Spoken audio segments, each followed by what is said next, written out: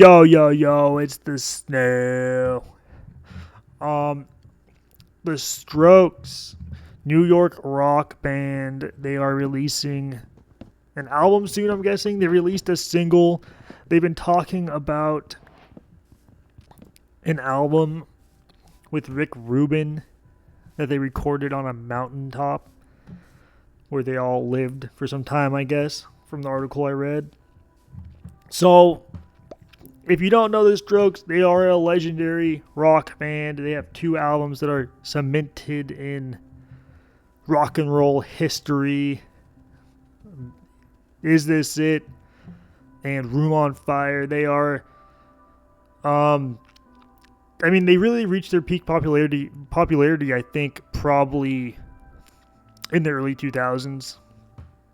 Maybe I'm wrong, but I didn't really catch wind of them until way later when a homie put me onto them. And I'm sure I've heard the Strokes, on MTV or at some point, but just never really actually sat down and listened to them and actually really thought about it. And I was blown away by, their first two albums. And even, of course, their other albums have a lot of great songs on them, but the first two albums really hit me. Really hit me, really just thought, man, this is genius. This is some of the best rock I've heard. And so now, it's been interesting, last decade for them, because we've had their last album, The New Abnormal, which was during the pandemic, and for me, they really struck gold. Maybe not gold, but they struck iron. Okay, they struck iron. At least iron. And that album was really like a return to form, I think. We had some really goofy ideas, some of them not panning out on like Come Down Machine. And it's interesting cuz Julian, the lead singer, he kind of ever since the third Strokes album, which was called First Impressions of Earth, he's just been he's just kind of been going into the weeds a little bit, trying some new stuff, and, eventually would make a band just to roll out some really crazy ideas, The Voids, which is his other band, which he just kind of used to pretty much try some ideas that maybe were too far out there for the Strokes. And he's kind of had a more adventurous side to him revealed through these some of these later Strokes albums and the Voids album. Some of it too, its detriment, but also there was some really cool experiments that really panned out. And so now, we're at a spot now where the Strokes, the band, the guitar player, the bass, the drums, they've always been a well-oiled machine as far as I'm concerned. They've always been a well-oiled machine, and that's how it is on the new single. The drums are there. The drummers always been playing super tight. Sounds like a drum machine. It could be a drum machine. Maybe I'm mistaken, but I'm pretty sure it's real drums. You never know the way it's mixed. It sounds like a drum machine. The guitars, the tones are crazy. They sound great. They sound like something off the first Blur album. They sound super watery and but clear at the same time. Really great tone. The bass sounds pretty good, pretty thumpy. I love I love the snare. The one thing I'm kind of on the edge about is Julian's vocals, which I think sound really good in the verse. And the auto-tune was a bit weird at first. I thought, I don't know if I like this auto-tune, but it really kind of grew on me. Because I'm a big auto-tune guy. I like auto-tune. I never hate on auto-tune. But it is kind of it does take a turn for the worst when it comes to the chorus of the song, which is super annoying in my opinion. It's just super annoying. It's one of the worst choruses I think the Strokes have ever written, ever. If it is them that have wrote this song, or this chorus, which I'm guessing it is. I don't know if this is you know, I know Julian has been taking a lot of influence from the 80s. I should have looked at the writing credits, but I'm just going to assume that he wrote this chorus. It's really bad in my opinion. It just ruins the song. The verse of the song, I think is pretty good. The verses are pretty good. The instrumentation is good. It's really kind of sleek and kind of just laid back. It sounds like an 80s pop song. Really cool guitar work. There's a really cool guitar solo in the back end, and it kind of exits with some really weird guitar work. I really like it. Of course, you know, the guitar player for the Strokes, he's always pulling some tricks out of his bag. But yeah, I just can't get over the chorus, which sounds like, it just reminds me of one of those horrible like 2010s choruses I just want to forget from like a pop song.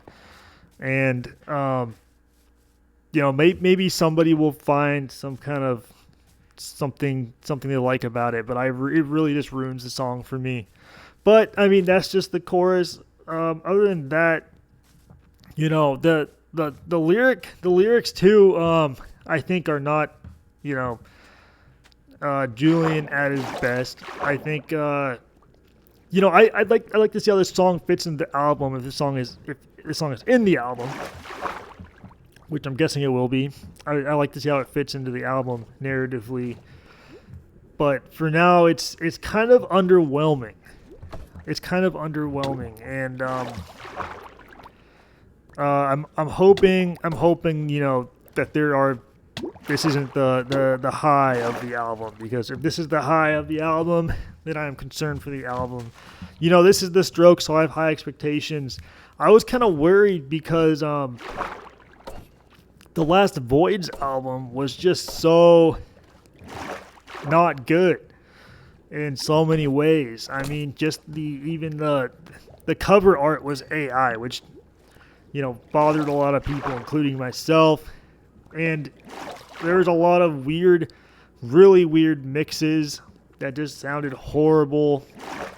I really think it was just Julian Casablancas just going, hey, I'm going to exercise my freedom to do what I want, which I respect. And I think it's kind of cool to see him do something really weird and just go, yeah, we're doing this. We're going to mix this album so that vocals are inaudible.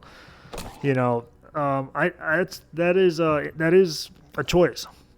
And we're going to have Mac DeMarco on it, dressed as a devil or whatever he's doing with that skit, that really weird skit on the last Voids album. That album is so bad except for a couple highlights, like all the same in Flexecution. But, you know, I was thinking, man, this is not giving me high hopes for future Strokes projects. But, you know, this song I don't think is horrible, but I don't think it's also, I'm not in love with it.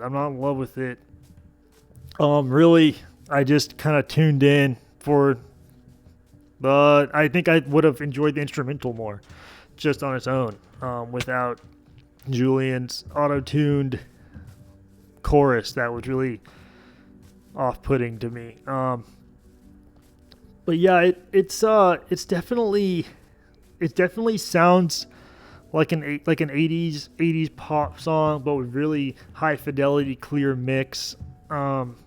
I would like to see what this song sounds like with more reverb. What if this song had more reverb? I think this song could actually benefit from having a lot of reverb. You know, I know there's a lot of reverbed rock songs now, like just overly reverbed. There's so many of those bands that just cake on the reverb. But I really think this song could have actually benefited from more reverb. More reverb, because that would have smoothed over the edges of this track, maybe made it more listenable. You know, at the end of the day, it's an enjoyable piece of music. One thing I don't understand is, like, you know, the Strokes, I feel like at this point in their career, why not, you know, why not take some risks? You know, that's what they kind of did on their last LP. I feel like they took some risks and they paid off. You know, they had some Floyd influence in there. They had some what was it? Was it David Bowie? I forgot. They had some influences and they had some ideas. They took some ideas from the 80s. They took some ideas from Ruben. Ruben had some ideas for them, and they used those. And there were some really great moments in that album. Really great songs. Selfless. Pretty much. Every song on that album has something special about it. Really. And so I'm kind of thinking, okay, this song is already not up to par with any of the songs from New Abnormal, in my opinion. Maybe Ode to the Mets. Ode to the Mets I thought was kind of a lull. I know people love it. But I just wasn't digging it. I think that was the closing track to the last album. So, if this is I could see this being, hopefully it's a low point on the album. Maybe when the album comes out, I will change my mind. Maybe it'll grow on me. But I've heard this song quite a bit now, and if anything, I've kind of just gotten grown more cold on this track. And I do love that guitar solo and that guitar tone, though. It is worth a listen just for that guitar tone. Really is, man. It really is. Also, the cover art's pretty sick. The whole Apple and space thing or whatever it is, I think it's pretty sick. Cool art, better than the AI art on the last Voids album. Yeah, I was reading some comments and seeing what people thought about it, and I haven't watched any other reviews yet, but I'm kind of excited to do that, see what other people think, and see if I'm kind of on the same page as them. But they were saying, some people were saying, oh man, I don't like how he's bringing the auto-tune to the Strokes, because that was kind of a Voids thing. And now we have the Strokes, which usually use the preamp distortion sound, and now it's auto-tune. So, and Julian even said that the Strokes are going to be going into experimental territory more. And so, what, this could be interesting, seeing the Strokes, go into more, we've seen the Strokes go experimental, because in the first two albums, it was really just meticulous, it was really meticulous about everything. He said they admitted how meticulous they were about the tone of their guitars, how meticulous they were about everything. And even when it comes down to that $1 show or $5 show, just them being on stage, everything was very meticulous and very planned out. And then we have later songs, later albums, and they take some really goofy turns sometimes, like Welcome to Japan. And it seems like he just said, he made a choice to say, hey, look, we did this thing, we did our whole planned out thing early in our career. Let's take some wild offshoots, let's take some wild offshoots. And that's what I don't know if I would call this a wild offshoot, but the auto-tune was definitely an interesting choice. So I guess maybe that was an experiment, and just did it pay off? Well, it seems like half the people say yeah, half the people say no. For me, I thought it was all right. But yeah, this track, I got nothing else to say about it. It's a decent track. It's an enjoyable piece of music. Nothing that blew my mind.